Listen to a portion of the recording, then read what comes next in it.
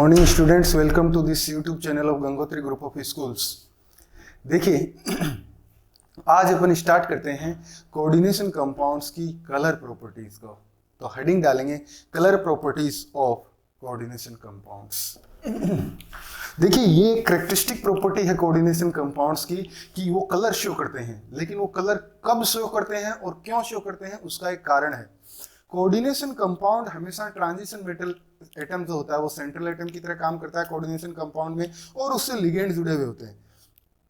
Central metal atom या मैं बोलूं डी ब्लॉक का जो एलिमेंट है, ट्रांजिशन एलिमेंट जो है, उसके अंदर डी ऑर्बिटल के अंदर इलेक्ट्रॉन्स प्रेजेंट होते हैं। और जब डी ऑर्बिटल्स के अंदर जो इलेक्ट्रॉन प्रेजेंट होते हैं, अपने को पता है जब भी कोऑर्डिनेशन कंपाउंड्स के अंदर लिगेंड जुड़ता है, मेटल अपने डी जनरेटेड ऑर्बिटल्स को स्प्लिट कर लेता है, और जो ही ये स्प्लिटेड डी जनरेटेड ऑर्बिटल्स हैं,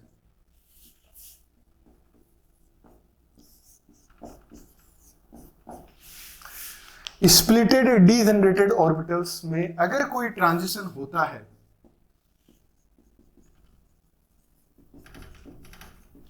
then they show colour.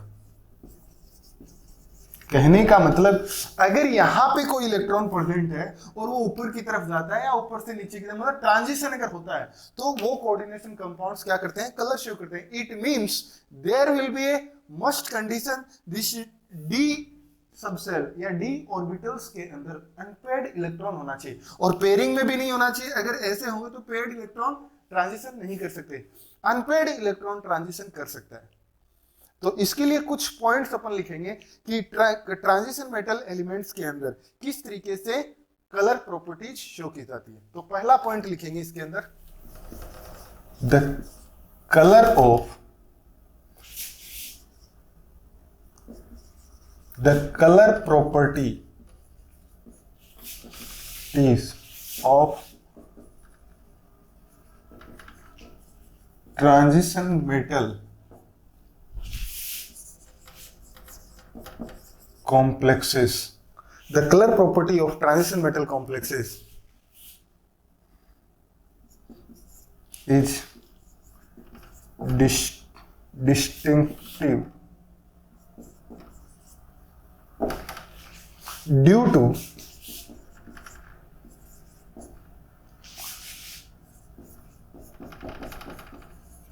splitted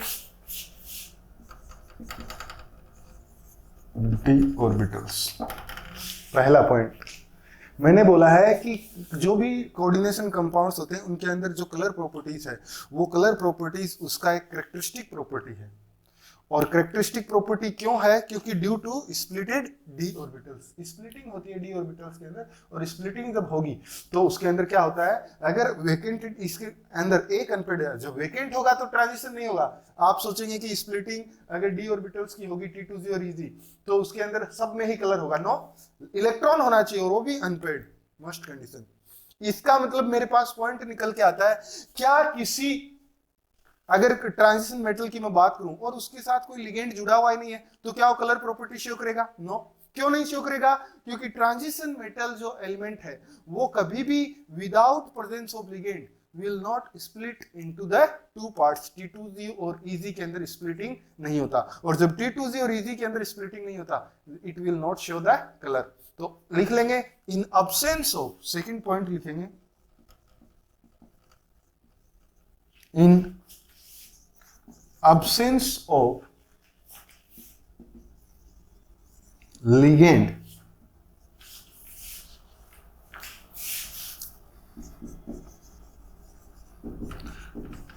transition metal और मेटल आयन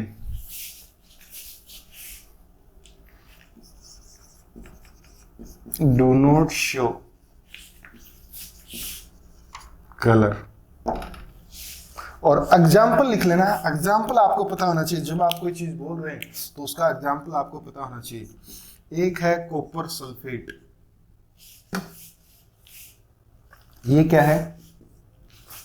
इसको मैं बोलता हूं कलरलेस, और इसको कभी मैं बोल देता हूँ व्हाइट, कलरलेस बोल दें चाहे व्हाइट बोल दें, एक ही बात है। और जब यही कॉपर आयन लिगेंड के साथ जुड़ा हुआ, देखिए ये लिगेंड के साथ जुड़ा हुआ नहीं है क्योंकि इनके बीच में क्या है, आयनिक बॉन्ड है, ये 2+ में है और ये 2- के अंदर है, यही है ना। लेकिन ये आयनिक बॉन्ड में, कोऑर्डिनेट बॉन्ड में थोड़ी है। तो मैं अगर इसी को लिगेंड के साथ जोड़ूं, मैं कॉपर सल्फेट लिखा और 5H2 लिखा, ये 5H2 लिगेंड जो है इस कॉपर के साथ लिगेंड का काम करते हैं, और जब लिगेंड का काम करेंगे it gives that blue colour, blue colour होता है ये। और लिख लेंगे रीजन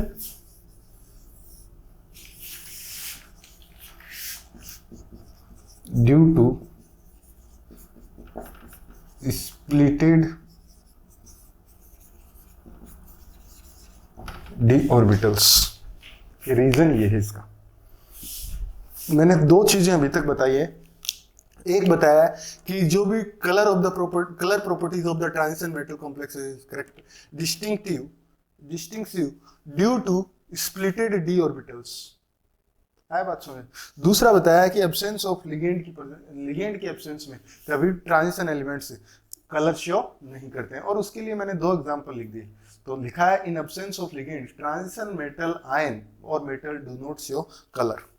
ये अब देखिए नेक्स्ट पॉइंट लिखेंगे कि ये जो कलर है ये डिपेंड करता है आप मेटल के साथ कैसा लिगेंड ले रहे हैं। जब मैं बोल रहा हूं कि लिगेंड की प्रेजेंस में ही transition metal elements colour show करते हैं, अदरवाइज नहीं। क्यों कलर इन्हें शो नहीं करते? आप बोलेंगे कि लिगेंड की प्रेजेंस में ही d orbitals, degenerated d orbitals split होते हैं। अब मैं बोल रहा हूं अगर लिगेंड की प्रेजेंस में स्प्लिटिंग होती है तो स्प्लिटिंग कम और ज्यादा भी होती है, that's completely depend upon the strength of the ligand. अगर लिगेंड की स्ट्रेंथ ज्यादा है या लिगेंड की स्ट्रेंथ कम है तो क्या होता है, डी ऑर्बिटल्स के अंदर एनर्जी का गैप कम और ज्यादा होता है। आया बात समझ? तो नेक्स्ट पॉइंट लिखेंगे थर्ड, यहां सी कर लेना, डिस्टिंक्टिव। तो नेक्स्ट लिखेंगे थर्ड पॉइंट में the color property of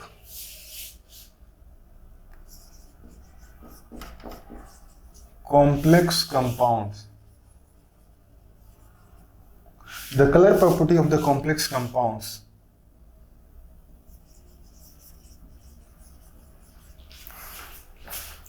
depends upon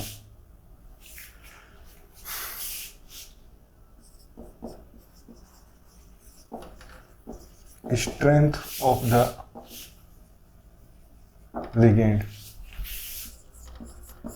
If otherwise ये लिख लेना strength of the ligand. The ligand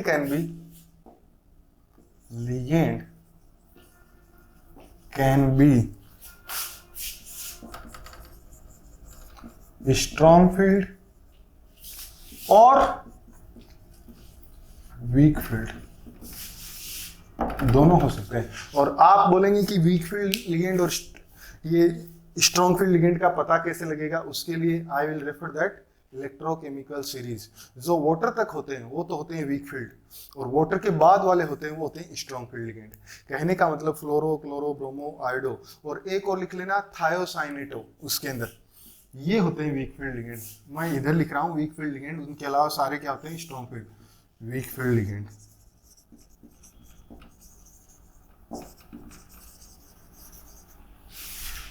fluoro, chloro, bromo, iodo, water, thiocyanato, sulphide, these are weak field ligands. SCN minus, ये होते हैं। इनके अलावा अपार्ट फ्रॉम दीज, तो देखिए मैं बता रहा था कि वीक फील्ड लिगेंड कौन कौन से होते हैं, ये वीक फील्ड लिगेंड होते हैं। अब मैं कह रहा हूं अगर वीक फील्ड लिगेंड और स्ट्रॉन्ग फील्ड लिगेंड की प्रेजेंस में अगर स्प्लिटिंग होती है डी ऑर्बिटल्स की, तो स्प्लिटिंग अगर ज्यादा होती है तो उसके अंदर कौन सा कलर होगा, या वेवलेंथ ज्यादा होगी, एनर्जी ज्यादा होगी, या स्ट्रॉन्ग फील्ड लिगेंड होगा तो ज्यादा एनर्जी का ट्रांजिशन होगा या ज्यादा वेवलेंथ का ट्रांजिशन होगा, ये सब अपन देखते हैं। तो उसके लिए मैं नेक्स्ट पॉइंट लिख रहा हूं कि अगर मेरे पास कॉम्प्लेक्स के अंदर स्ट्रॉन्ग फील्ड लिगेंड है तो उसके लिए मुझे ज्यादा एनर्जी चाहिए। क्यों? क्योंकि स्प्लिटिंग बढ़ेगी। देखिए अगर ये डी ऑर्बिटल है, स्प्लिटेड डी ऑर्बिटल्स, और मैं कह रहा हूं कि ये डीजनरेटेड डी ऑर्बिटल्स है, ठीक है, degenerated D orbitals split into two parts. ये अगर ये इसको बोलते हैं स्प्लिटिंग एनर्जी, यही तो बोलते हैं अपन।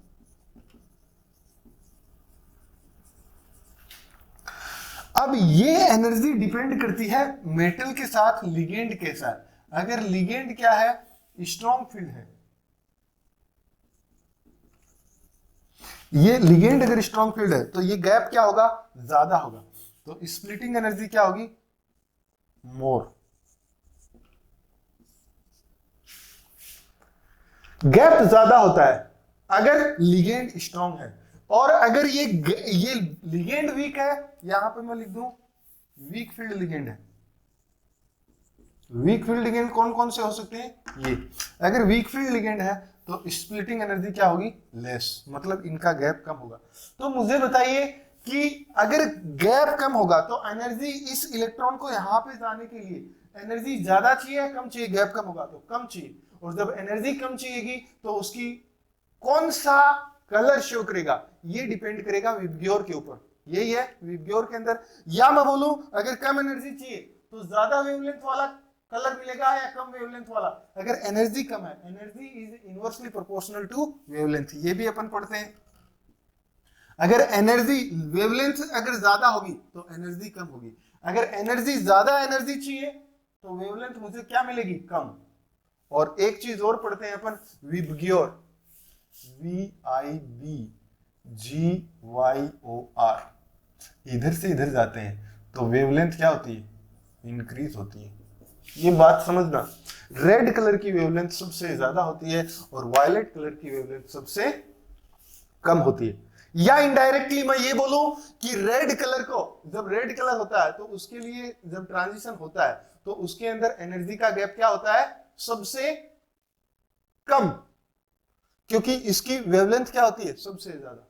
और इसके लिए एनर्जी क्या चाहिए? सबसे ज्यादा। और सबसे ज्यादा चाहिए तो इसकी लैम्डा एक्स क्या होगी? कम। ये तो पॉइंट लिखेंगे, strong field ligand is present with CMA, then splitting energy in between T2Z and EZ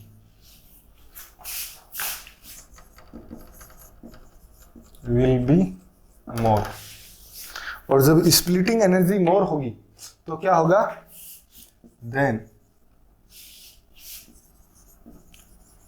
colour of the complex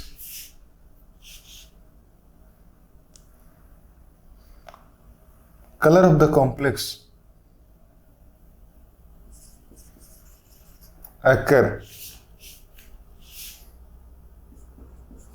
with less lambda value. ये लिख लेना। क्यों? क्योंकि वी नो, मैं लिख देता हूं, energy is inversely proportional to ये 1/λ। क्लियर? ये हुआ। मैं क्या कर रहा हूं? If strong field ligand is present with CMA, then splitting energy between T2Z and EZ will be more. The color of the complex occur in एक minute, less lambda value and will require more energy, ऐसे लिख लेना। ठीक है, इसका मतलब अगर मैं कोई कॉम्प्लेक्स है, ट्रांजिशन मेटल कॉम्प्लेक्स है, कोऑर्डिनेशन कंपाउंड है, उसके अंदर कोई वीक लिगेंड है और उस वीक लिगेंड को रिप्लेस करूंगा अगर स्ट्रॉन्ग फील्ड लिगेंड से, तो उसका कलर, अगर सपोज वीक फील्ड लिगेंड था, वीक फील्ड लिगेंड के अंदर स्प्लिटिंग कम होगा, जब स्प्लिटिंग कम होगा तो कम एनर्जी चाहिए, कम एनर्जी चाहिए तो हाई वेवलेंथ। अगर उसका पहले कलर रेड था और अगर उसके अंदर स्ट्रॉन्ग फील्ड लिगेंड लगा दूंगा तो अब कौन सा मिलेगा, येलो या ग्रीन या ब्लू, मतलब उससे ज्यादा एनर्जी के वो मिलेंगे। आए बात सुने, तो ये हो गया एक, और इसी का रिवर्स एक और लिख लेना चाहे, if weak field ligand is present,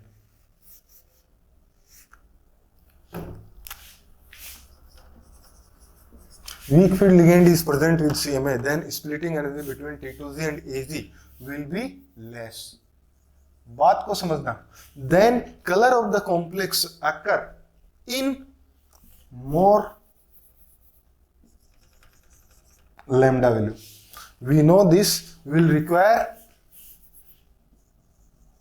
less energy. और एक एग्जाम्पल लिख लेना, ये T2EZ है और ये T2Z, तो ये क्या होगा, ये इसके अंदर अनपेयर्ड इलेक्ट्रॉन है, दिस विल ट्रांजिशन,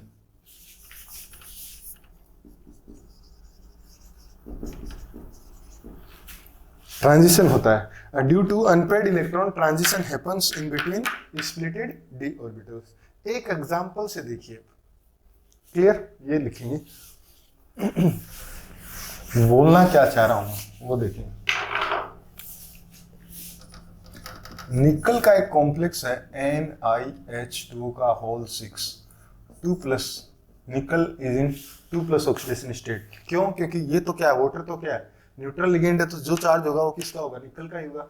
इस कॉम्प्लेक्स की रिएक्शन अगर इथाइलिन डायमीन से करवा दो, इथाइलिन डायमीन क्या होता है, CH2 CH2 NH2 and NH2, ये होता है EN का स्ट्रक्चर, वो तो मैंने ऐसे ही लिख दिया, आपने को इथाइलिन लिगेंड से मतलब है। इथाइलिन डायमीन के साथ जब रिएक्शन करवाएंगे तो क्या होगा, निकल H2O का होल 4 EN, और यहाँ पे क्या हो जाएगा 2+ चार्ज। बात समझ आता है। इसका कलर जो होता है वो होता है ग्रीन,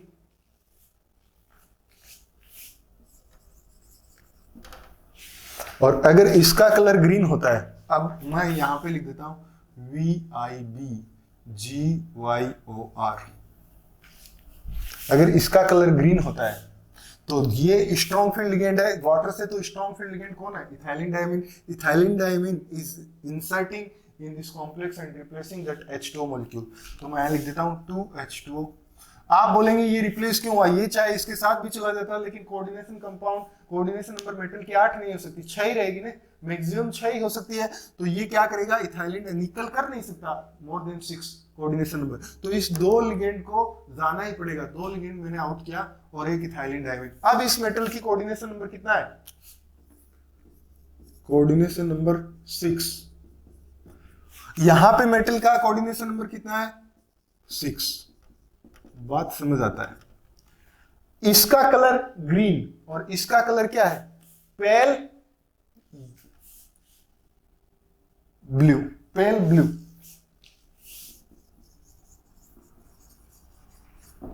ये आ जाएगा। अब इस कॉम्प्लेक्स की रिएक्शन में वापस से कराऊं, निकल H2O का होल 4 2 कर देता हूं, एक और डाल देता हूं EN का होल ट्वाइस, और अब भी निकल की ऑक्सीडेशन स्टेट क्या है, या फिर आप ऐसा लिखेंगे,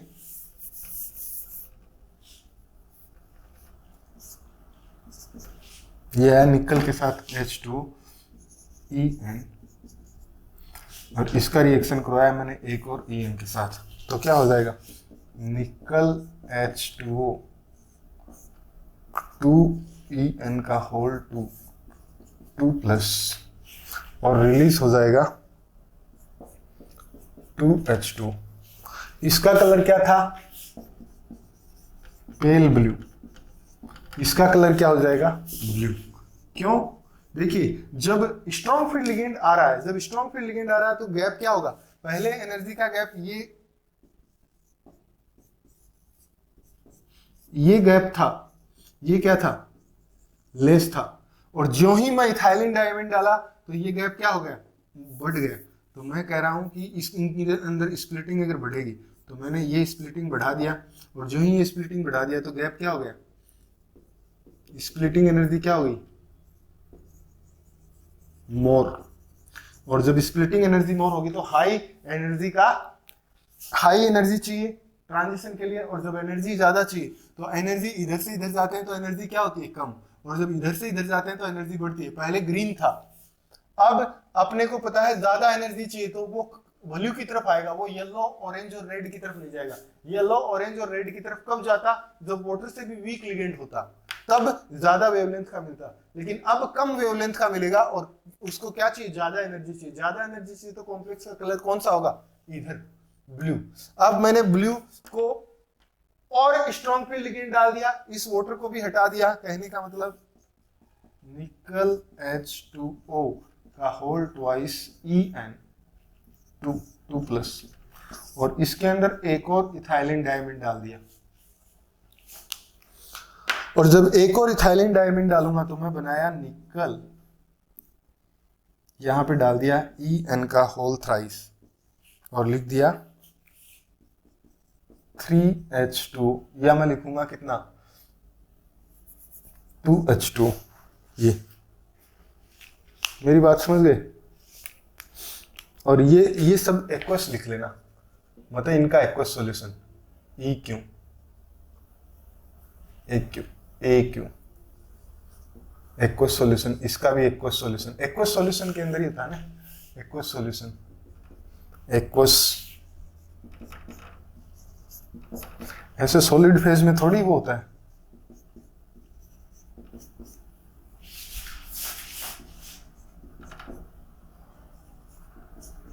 ये सबसे ज्यादा जो एनर्जी चाहिए वो इसके लिए चाहिए, क्यों, क्योंकि इसके अंदर स्ट्रॉन्ग फील्ड लिगेंड है। स्ट्रॉन्ग फील्ड लिगेंड T2Z के गैप को बहुत ज्यादा करके रखा है। अगर इस ट्रांजिशन मेटल एलिमेंट्स के पास अगर T2Z के अंदर अनपेयर्ड इलेक्ट्रॉन है भी तो उसको उछलने में, उसको जंप करने में बहुत ज्यादा एनर्जी चाहिए, और बहुत ज्यादा एनर्जी चाहिए तो एनर्जी जब ट्रांजिशन करेगा बहुत ज्यादा एनर्जी चाहिए तो वो किधर करेगा, उसका इधर वाले कलर में मिलेगा और इधर जाएगा। ब्लू तक मिला मुझे वायलेट, तो इसका कलर होता है वायलेट। इसका कलर क्या था, ब्लू, वायलेट। ऐसे मेरी बात समझ आई किस तरीके से कलर चेंज हो रहा है। स्ट्रॉन्ग फील्ड लिगेंड आ रहा है, क्रिस्टल फील्ड स्प्लिटिंग एनर्जी बढ़ रही है in between the metal splitted T2Z and EZ orbitals के बीच में, और जब स्प्लिटिंग बढ़ेगी तो एनर्जी गैप बढ़ेगा। एनर्जी गैप बढ़ेगा तो हाई एनर्जी का जो जिस कलर की एनर्जी ज्यादा होती है वो कलर शो करेगा। ऐसे इतना करिए। कल इसके ऊपर और क्वेश्चन करवाता हूं, उसके बाद अपन पढ़ेंगे और नेक्स्ट, ठीक है। ये करिए। Thank you very much.